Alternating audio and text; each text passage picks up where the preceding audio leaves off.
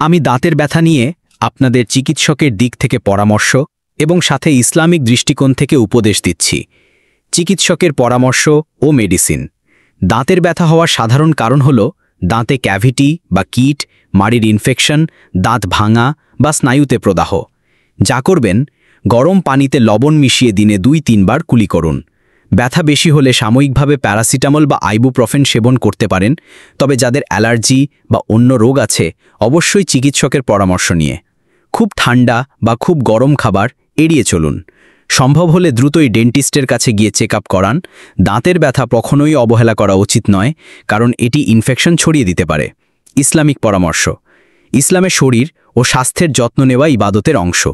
রাসূলুল্লাহ সাল্লাল্লাহু আলাইহি ওয়াসাল্লাম বলেছেন, আল্লাহর কাছে সবচেয়ে প্রিয় কাজ হল নিয়মিত ও ধারাবাহিক আমল, অর্থাৎ দাঁতের যত্ন আল্লাহর এক নিয়ামতের হেফাজত।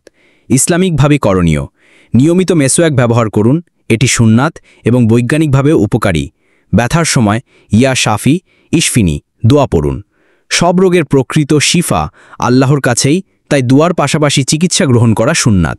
সংক্ষেপে বলা যায়, দাঁতের ব্যথায় দেরি না করে চিকিৎসকের পরামর্শ নেওয়া উচিত, আর সাথে আল্লাহর ওপর ভরসা রেখে দোয়া করা উচিত।